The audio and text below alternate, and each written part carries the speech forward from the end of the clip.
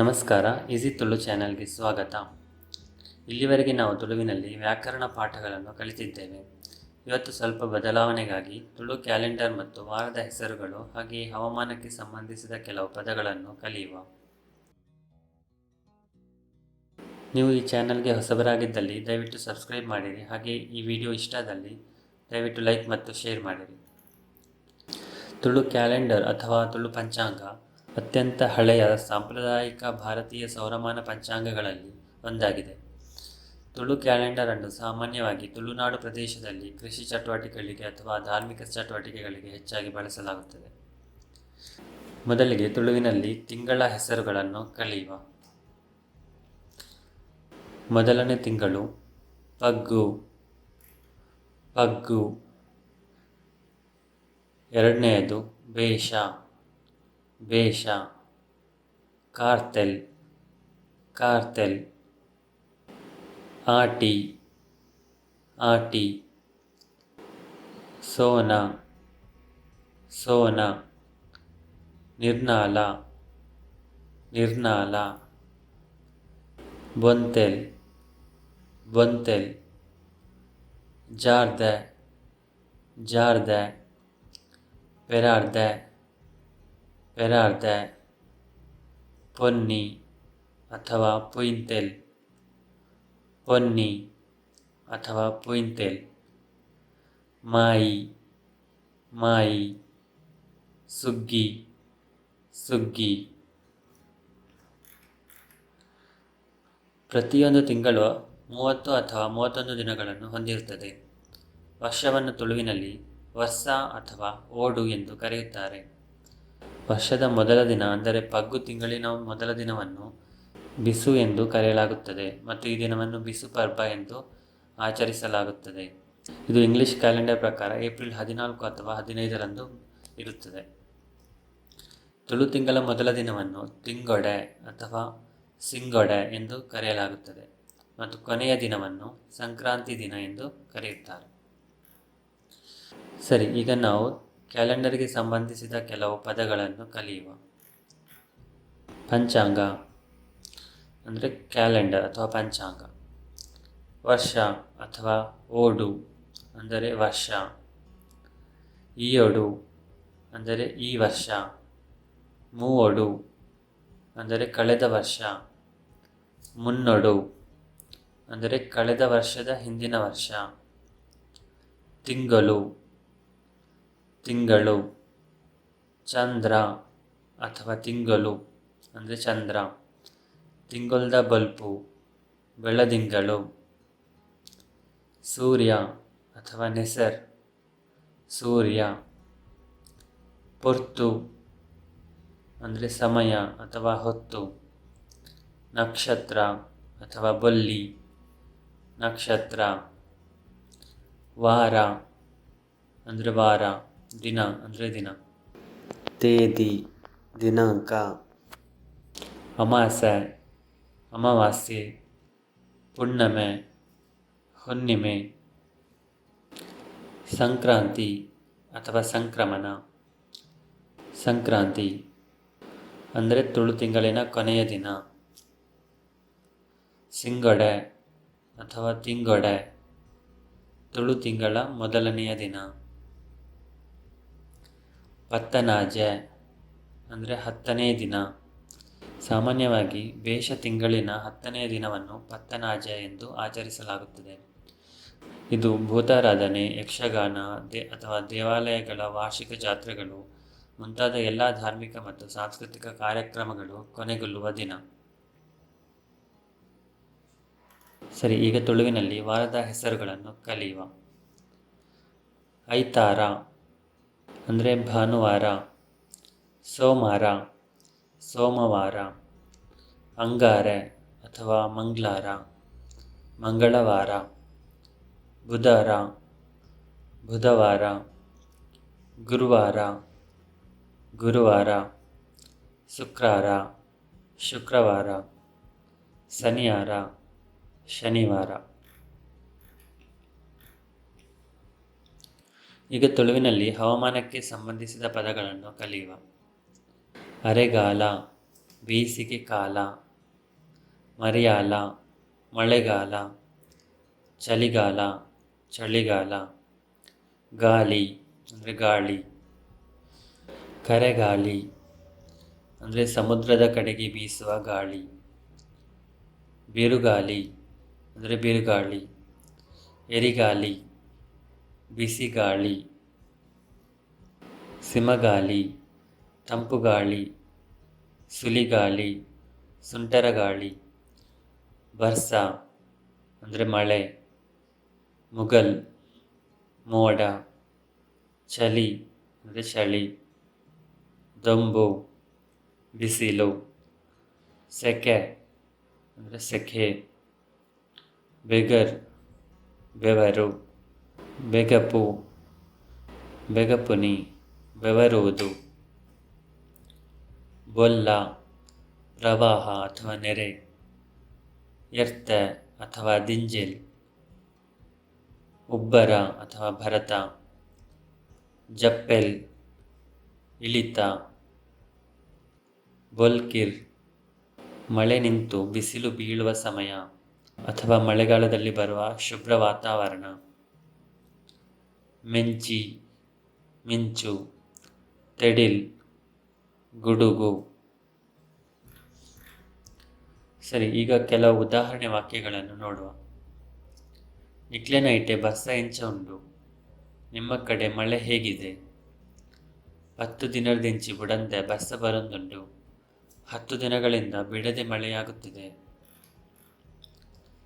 ಇನಿ ಮಸ್ತ್ ಚಳಿ ಉಂಟು, ಇವತ್ತು ತುಂಬ ಚಳಿ ಇದೆ. ಇನಿ ಎಡ್ಡೆ ಬಲ್ಕಿರ್ ಬರ್ಸ ಇಜ್ಜಿ, ಇವತ್ತು ಒಳ್ಳೆ ಬಿಸಿಲು, ಮಳೆ ಇಲ್ಲ. ಇನಿ ಮಸ್ತ್ ದೊಂಬುಂಡು, ಇವತ್ತು ತುಂಬ ಬಿಸಿಲಿದೆ. ಮೂಲು ಮಸ್ತ್ ಸೆಕೆ ತಂದುಂಡು, ಇಲ್ಲಿ ತುಂಬ ಸೆಕೆಯಾಗುತ್ತಿದೆ. ಸರಿ, ಇವತ್ತಿಗೆ ಎಷ್ಟು ಸಾಕು. ಮುಂದಿನ ವಿಡಿಯೋದಲ್ಲಿ ನಾವು ತುಳುವಿನಲ್ಲಿ ಕ್ರಿಯಾ ವಿಶೇಷಣಗಳನ್ನು ಕಲಿಯುವ. ಈಗ ತುಳು ಪರೀಕ್ಷೆ 4, ಇದರ ಸರಿಯಾದ ಉತ್ತರಗಳನ್ನು ನೋಡುವ. ಪ್ರಶ್ನೆ 1. ಕುಲ್ಲು ಕ್ರಿಯಾಪದದ ವರ್ತಮಾನ ಕಾಲದ ಕ್ರಿಯಾನ್ಯೂನ ರೂಪವನ್ನು ಬರೆಯಿರಿ. ಉತ್ತರ ಕುಲ್ಲೊಂದು. ಪ್ರಶ್ನೆ 2. ರ ಕ್ರಿಯಾಪದದ ಭೂತಕಾಲದ ಕ್ರಿಯಾನ್ಯೂನ ರೂಪವನ್ನು ಬರೆಯಿರಿ. ಉತ್ತರ ರಾದು. ಪ್ರಶ್ನೆ 3. ಯಾನು ನಿನ್ನನ್ನು ಡ್ಯಾಶ್ ಬತ್ತೆ, ನಾನು ನಿನ್ನನ್ನು ಹುಡುಕಿಕೊಂಡು ಬಂದೆನು. ವಾಕ್ಯವನ್ನು ಪೂರ್ಣಗೊಳಿಸಲು ಸರಿಯಾದ ಉತ್ತರವನ್ನು ಆಯ್ಕೆ ಮಾಡಿ. ಉತ್ತರ ಬಿ ನಾಡೊಂದು. ಪ್ರಶ್ನೆ 4. 1 ಗಂಟೆ ಡ್ಯಾಶ್ ಆಲು ಪೋಯಲ್, 1 ಗಂಟೆ ಕಾದು ಅವಳು ಹೋದಳು. ವಾಕ್ಯವನ್ನು ಪೂರ್ಣಗೊಳಿಸಲು ಸರಿಯಾದ ಉತ್ತರವನ್ನು ಆಯ್ಕೆ ಮಾಡಿ. ಉತ್ತರ ಬಿ ಕಾತದು. ಪ್ರಶ್ನೆ 5. ಆಯೆ ಎನಡ ಡ್ಯಾಶ್ ಪೋಯೆ, ಅವನು ನನಗೆ ಹೇಳದೆ ಹೋದನು. ವಾಕ್ಯವನ್ನು ಪೂರ್ಣಗೊಳಿಸಲು ಸರಿಯಾದ ಉತ್ತರವನ್ನು ಆಯ್ಕೆ ಮಾಡಿರಿ. ಉತ್ತರ ಸಿ ಪಣಂದೆ. ಪ್ರಶ್ನೆ 6. ಇದು ಕುಡಿಯುವ ನೀರ, ತುಳುವಿಗೆ ಅನುವಾದಿಸಿ. ಉತ್ತರ ಒಂದು ಪರ್ಪಿನ ನೀರ. ಪ್ರಶ್ನೆ 7. ಹುಟ್ಟಿನ ದಿನ, ಕನ್ನಡಕ್ಕೆ ಅನುವಾದಿಸಿ. ಉತ್ತರ ಹುಟ್ಟಿದ ದಿನ. ಪ್ರಶ್ನೆ 8. ನಿನ್ನಿಂದ ಆಗದ ಕೆಲಸವಿಲ್ಲ, ಸರಿಯಾದ ಅನುವಾದವನ್ನು ಆಯ್ಕೆ ಮಾಡಿ. ಉತ್ತರ ಡಿ ನಿನ್ನದು ಆವಂದಿ ಬೇಲೆ ಇಜ್ಜಿ. ಪ್ರಶ್ನೆ 9. ಎಂಕ್ ತುಳು ಡ್ಯಾಶ್ ಬರ್ಪುಜಿ, ನನಗೆ ತುಳು ಮಾತನಾಡಲು ಬರುವುದಿಲ್ಲ. ವಾಕ್ಯವನ್ನು ಪೂರ್ಣಗೊಳಿಸಲು ಸರಿಯಾದ ಉತ್ತರವನ್ನು ಆಯ್ಕೆ ಮಾಡಿರಿ. ಉತ್ತರ ಬಿ ಪಾತೆರ್ರೆ. ಪ್ರಶ್ನೆ 10. ತುಳು ಕಲಿಯುವುದು ತುಂಬ ಸುಲಭ, ತುಳುವಿಗೆ ಅನುವಾದಿಸಿ. ಉತ್ತರ ತುಳು ಕಲ್ಪುನಿ ಮಸ್ತ್ ಸುಲಭ. ಪ್ರಶ್ನೆ 11. ಅಕುಲು ಕೋಡ ಬತ್ತಿನಿ ಇನಿ ಪೋಪಿನಿ, ಕನ್ನಡಕ್ಕೆ ಅನುವಾದಿಸಿ. ಉತ್ತರ ಅವರು ನಿನ್ನೆ ಬಂದದ್ದು, ಇವತ್ತು ಹೋಗುವುದು. ಪ್ರಶ್ನೆ 12. ಬಚ್ಚೆಲ್, ಕನ್ನಡಕ್ಕೆ ಅನುವಾದಿಸಿ. ಉತ್ತರ ಸುಸ್ತು ಅಥವಾ ದನಿವು. ಪ್ರಶ್ನೆ 13. ಎಂಕ್ ಏರೆನಲ ಡ್ಯಾಶ್ ಇಜ್ಜಿ, ನನಗೆ ಯಾರ ಭಯವೂ ಇಲ್ಲ. ವಾಕ್ಯವನ್ನು ಪೂರ್ಣಗೊಳಿಸಲು ಸರಿಯಾದ ಉತ್ತರವನ್ನು ಆಯ್ಕೆ ಮಾಡಿರಿ. ಉತ್ತರ ಸಿ ಪೋಡಿಗೆ. ಪ್ರಶ್ನೆ 14. ನಾವು ಹೋಗೋಣ, ತುಳುವಿಗೆ ಅನುವಾದಿಸಿ. ಉತ್ತರ ನಮ ಪೋಯಿ ಅಥವಾ ಪೋಕ. ಪ್ರಶ್ನೆ 15. ಅಲೆಡ ಡ್ಯಾಶ್ ಅವಳಲ್ಲಿ ಕೇಳೋಣ. ವಾಕ್ಯವನ್ನು ಪೂರ್ಣಗೊಳಿಸಲು ಸರಿಯಾದ ಉತ್ತರವನ್ನು ಬರೆಯಿರಿ. ಉತ್ತರ ಕೇನುಗ. ಪ್ರಶ್ನೆ 16. ಅಡೆ ಡ್ಯಾಶ್ ಅಲ್ಲಿಗೆ ಹೋಗಬೇಡಿ. ವಾಕ್ಯವನ್ನು ಪೂರ್ಣಗೊಳಿಸಲು ಸರಿಯಾದ ಉತ್ತರವನ್ನು ಬರೆಯಿರಿ. ಉತ್ತರ ಪೋವಡೆ ಅಥವಾ ಪೋವರ್ಚಿ. ಪ್ರಶ್ನೆ 17. ಆಯೆ ನಿನಡ ಡ್ಯಾಶ್ ಅವನು ನಿನ್ನೊಂದಿಗೆ ಮಾತನಾಡಲಿ. ವಾಕ್ಯವನ್ನು ಪೂರ್ಣಗೊಳಿಸಲು ಸರಿಯಾದ ಉತ್ತರವನ್ನು ಬರೆಯಿರಿ. ಉತ್ತರ ಪಾತೆರಡು. ಪ್ರಶ್ನೆ 18. ಇಡೆ ಡ್ಯಾಶ್ ಇಲ್ಲಿ ಬನ್ನಿ. ವಾಕ್ಯವನ್ನು ಪೂರ್ಣಗೊಳಿಸಲು ಸರಿಯಾದ ಉತ್ತರವನ್ನು ಬರೆಯಿರಿ. ಉತ್ತರ ಬಲೆ. ಪ್ರಶ್ನೆ 19. ಅಮಸರ ಮಲ್ಪಡೆ ಕನ್ನಡಕ್ಕೆ ಅನುವಾದಿಸಿ.